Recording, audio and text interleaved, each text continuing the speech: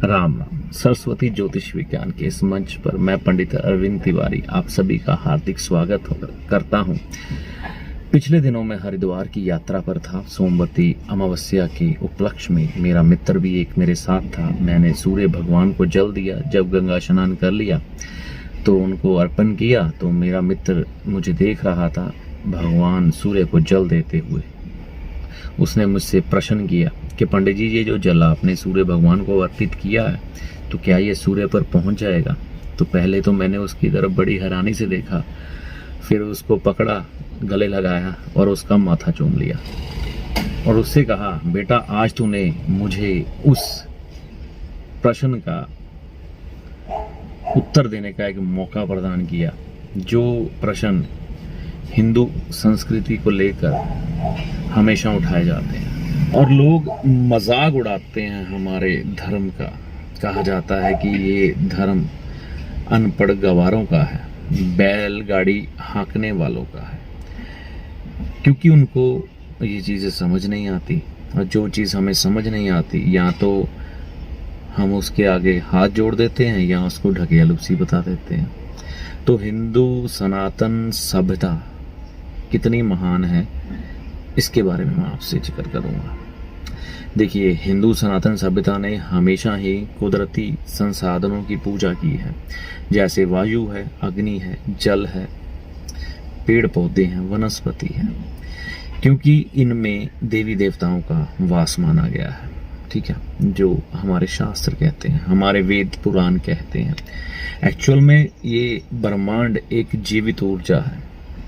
हम इनके बीच में ट्रैवल कर रहे हैं। हो सकता है कि आप जिस ब्रह्मांड में इस समय बैठे हैं, जो गैलेक्सी है हमारी, वो भी हमारे ईश्वर का कोई अंग हो, किसी अंग के अंदर आप बैठे हों। जैसे ही जब हम मृत अवस्था में आते हैं, हमारा शरीर मृत होता है, तो हमारे शरीर में लाखों कीड़े, करोड़ों कीड़े उत्पन्न हो जाते हैं और हमारे शरीर को खाकर खत्म कर देते हैं, लेकिन वो दिखाई नहीं देते। ठीक है, तो ऐसे ही हम भी ईश्वर के शरीर में बैठे हैं। तो एक तो ब्रह्मांड को हमने पूजा, कुदरती संसाधनों को पूजा, शक्ति की पूजा की। ठीक है, तो इसमें ही एक गंगा मैया है, कुदरती संसाधनों में ही फिर एक गंगा मैया है जिसकी हमने पूजा की। देखिए, गंगा मैया का जल सीधी सीधी बात है कि चंद्रमा के साथ संबंधित है। हिंदू सनातन सभ्यता में जितने भी रीति रिवाज, रिचुअल्स हैं, वह सभी ज्योतिष से जुड़े हैं। अगर आपको मेरी ये बात सत्य नहीं लगती तो ज्योतिष सीख लीजिए एक बार, और ईश्वर आपको वो बुद्धि दे, आप गहनता से हर चीज को समझ पाएं और ईश्वर के रहस्य को समझ पाएं। तो सारी हिंदू सनातन सभ्यता ज्योतिष पे टिकी हुई है। हर चीज में उपाय है, ग्रहों को ठीक करने के लिए, एनर्जी को ठीक करने के लिए। तो ऐसा ही जो गंगा जल है वो चंद्रमा का प्रतीक माना जाता है। जब हम भगवान सूर्य को जल देते हैं, सबसे उत्तम समय सूर्य को जल देने का सुबह के समय है, जब सूर्य सुबह उदय होने के 2 घंटे के बीच बीच। वैसे तो पहला घंटा ज्यादा महत्वपूर्ण है। तो हम जल क्यों देते थे या जल क्यों दिया जाता है? ठीक है, और जल देने से होता क्या था? ज्योतिष इसके बारे में क्या कहती है? जल जो है चंद्रमा का प्रतीक है। जब हम भगवान सूर्य को जल अर्पित करते हैं इस तरह से, तो हमारे जो आंखों के आगे से जल नीचे गिरता है, ठीक है, नीचे गिरता है, तो सूर्य भगवान के आगे हम जल को अर्पण करते हैं जब, तो सूर्य की किरणें उस जल में से क्रॉस होकर हमारे शरीर के ऊपर पड़ती हैं। जो सूर्य की किरणें हैं वो मंगल ग्रह से संबंधित है। अगर कहीं आपका मंगल बध होता है तो जैसे ही वो चंद्रमा के जल के अंदर से उसकी किरणें क्रॉस होकर आपके शरीर पर तक पहुंचती है तो उसी समय मंगल नेक हो जाता है। तो इतनी गहन रिसर्च के साथ ये जल देने की विधि बनाई है सूर्य भगवान को हमारे ऋषि मुनियों ने, ब्राह्मणों ने। लेकिन लोग यही सोचते रहे कि सूर्य को जल देने से क्या सूर्य तक आपका जल पहुंच जाएगा। तो उन बालक बुद्धि वाले लोगों के मैं प्रणाम करता हूं कि भैया ज्योतिष सीखो, समझो खास तौर पर लाल किताब को। ज्योतिष सीखो, समझो लाल किताब को, तुमको तुम्हारे उत्तर अपने आप मिल जाएंगे। बाकी नकारना हर चीज को आसान है। अब मेरे को एक बात बताओ, आप ईश्वर का भजन करते हो, मंत्र जाप करते हो, कैसे पहुंचता उस तक? कभी सोचा है कैसे पहुंच जाता? तो पहुंचाने की कोई बात नहीं है, बात को समझने की है।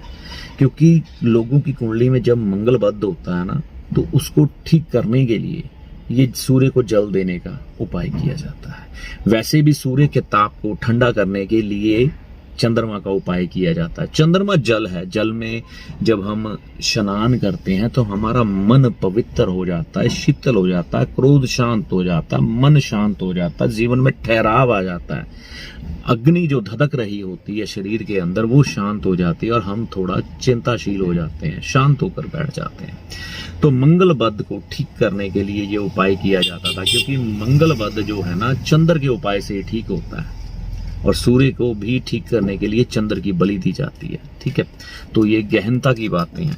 तो मेन आप ये समझे कि जब भी नेगेटिव एनर्जी आप पर हावी ना हो, इसलिए सूर्य को जल दिया जाता था। क्योंकि किसी के कुंडली में अगर मंगल खराब है तो उसकी किरणें जब पानी से क्रॉस होकर आपके शरीर में पड़ेंगी तो वो मंगल अपने आप ठीक हो जाएगा चंद्र के संपर्क में आने के बाद।